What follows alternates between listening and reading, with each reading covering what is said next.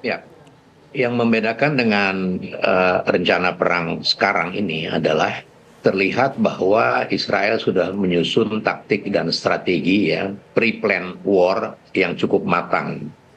Bagaimana bisa terlihat seperti itu? Karena setelah dia melakukan sasaran-sasaran, menyerang sasaran-sasaran terpilih dari udara, kemudian dia mengarahkan pasukan darat. Sehingga dia betul-betul kelihatannya dia akan menghabiskan semua musuh-musuh yang merupakan ancaman bagi negerinya. Kalau uh, pertahanan udara Lebanon memang tidak setara dengan Israel yang tidak begitu kuat untuk bisa menahan serangannya. Tetapi sistem pertahanan darat itu berbeda dan apabila bukan berupa surprise attack, maka pertahanan darat itu lebih menguntungkan dibandingkan yang menyerang karena dia bisa pasang ranjau misalnya dan lain sebagainya. Jadi perbedaan adalah kelihatannya sekarang ini Israel sudah tidak sabar lagi, dia mau menyelesaikan masalah untuk menghabiskan musuh-musuhnya atau ancaman-ancaman yang sudah diperkirakan terhadap negerinya, sehingga dia melancarkan serangan udara disusul dengan serbuan pasukan darat. Baik, kita ke Pak Teguh. Pak Teguh, ini kan tampaknya Israel benar-benar akan melakukan serangan darat yang luar biasa setelah melancarkan serangan udara yang begitu masif. Kemudian serangan darat dikuatkan dengan 15.000 pasukannya. Bagaimana? Apakah Israel ini dapat menembus pertahanan dari Hizbullah dan bagaimana juga kekuatan Hizbullah untuk menghadapi 15.000 pasukan darat Israel ini? Persis seperti yang dikatakan oleh Bapak Cepi Hakim tadi ya, bahwa dibandingkan dengan Hizbullah, dengan Lebanon, maka ini ibarat David lawan Goliat ya. Kekuatan Israel ini sudah sangat terlatih dan mereka sudah mempersiapkan perang ini sejak lama. Dan untuk itu kalau serangan darat ini dilakukan, maka dalam hitungan hari saya pikir Lebanon akan habis. Tapi pada saat yang sama saya juga melihat bahwa ada suatu kecenderungan di mana Mesir dan Yordania itu mulai waspada.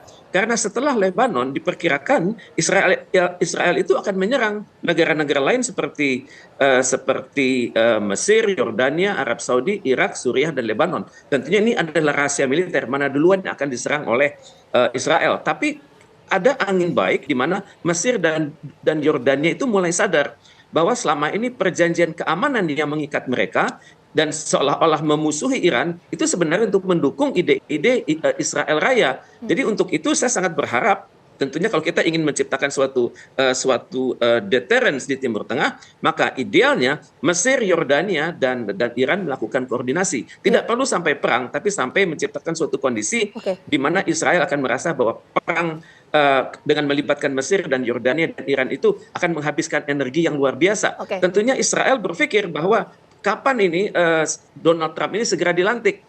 Dan untuk itu dia sangat berharap untuk mendapat dukungan yang lebih kuat dari Amerika Serikat. Dan selama ini dukungan yang dia peroleh dari Amerika Serikat itu masih terbatas. Israel mengharapkan dukungan yang jauh lebih luas di Majelis Umum PBB dan juga di Dewan Keamanan PBB. Namun yang hendaknya kita waspadai adalah perang ini akan melibatkan negara-negara yang di mana mereka menyimpan tentara Amerika Serikat dalam jumlah besar untuk tujuan-tujuan Israel Raya. Ini yang patut kita duga bahwa di mana Israel menyerang Lebanon pada saat yang sama tentara-tentara Amerika Serikat yang berada di Syria, Yordan, Saudi, Irak, Kuwait, Bahrain, Qatar, Uni Arab Emirat dan Oman dan juga Mesir itu tidak mustahil mereka memiliki skenario sendiri. Maka inilah yang harus diteliti oleh pakar-pakar di dunia, bagaimana bunyi perjanjian keamanan dan juga perjanjian rahasia antara negara-negara tersebut di atas Pak dengan Teguh, sampai Israel situ dulu dan mungkin. dengan Amerika. Saya mau mendalami pernyataan dari Pak Teguh tadi yang menyampaikan bahwa pasca Lebanon diserang oleh Israel, Israel akan menyerang beberapa wilayah, misalnya tadi Arab Saudi, kemudian Mesir. Kenapa? Padahal wilayah Arab Saudi ini tidak masuk dalam zona hitam yang sempat disampaikan oleh Perdana Menteri Israel beberapa waktu yang lalu. Kalau kita berbicara tentang ide-ide dari Theodor Herzl, itu kan idenya adalah Israel akan menguasai wilayah negara lain. Itu adalah bagian dari Israel Raya kan. Dan tentunya kalau kita perhatikan dari badge atau tanda-tanda yang dipegang oleh prajurit-prajurit Israel sekarang, maka badge-nya sudah berubah. Mereka sudah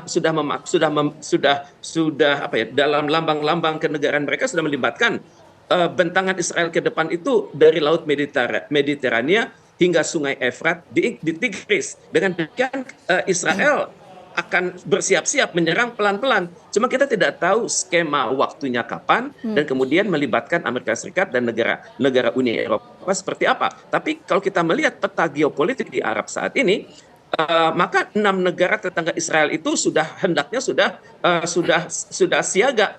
Mesir, Yordania, Arab Saudi, Irak, Suriah, dan Lebanon. Mereka hendaknya mempersiapkan kerjasama kolektif. Karena itu dapat saya mengerti kalau Mesir dan Yordania sudah mulai berkoordinasi dengan Iran. Tentunya informasi kerjasama Mesir, Yordania, dan Iran ini sangat rahasia. Apalagi setelah kita mengetahui Israel memiliki kemampuan IT yang luar biasa. Mereka bisa menerobos bukan hanya perangkat-perangkat komputer, kemudian mengganggu instalasi rahasia Iran lewat Stuxnet, dan bahkan mereka saat ini sudah bisa mempermainkan walkie-talkie dan pager dari pasukan-pasukan di darat. Jadi untuk itu kerjasama dengan Iran ini akan sangat hati-hati sekali. Baik, Pak Teguh, kami sudah mendapatkan poinnya.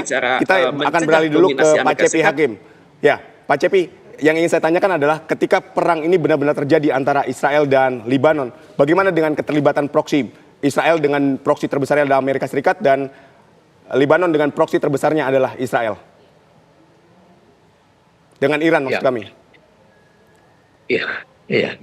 Jadi dengan ada serbuan darat dari Israel ke Lebanon, pasti ini akan membuat perang berlarut-larut. Yang kedua, sudah ada sinyal berita terakhir bahwa Amerika terlihat tidak begitu antusias, tidak begitu total untuk mensupport Israel. Akan tetapi di sisi lain, negara-negara Arab sepanjang sejarah sengketa dengan Israel, mereka kurang solid untuk menghadapi Israel sebagai musuh bersama. Nah, ini menjadi titik-titik lemah, titik-titik yang mengantar konflik ini menjadi akan berlarut-larut. Dan benar sekali bahwa kalau sebuah negara seperti Lebanon ini akan diduduki oleh Israel dengan pasukan darat, maka negara-negara Arab lainnya pasti akan merasa tidak nyaman, pasti merasa tingkat ancaman itu meningkat. Nah, tinggal bagaimana respon mereka. Sekali lagi, sejarah telah menunjukkan bahwa kelompok negara Arab yang berhadapan dengan Israel itu kurang solid dalam menghadapi sistem pertahanan atau sistem penyerangan dalam peperangan yang terjadi di Timur Tengah selama ini. Baik, kita masih akan membahasnya Israel perang melawan Lebanon. Apakah perang besar ini juga akan menyeret Timur Tengah ke dalam sebuah perang yang jauh lebih besar? Usai jeda kami akan bahas, tetaplah bersama kami.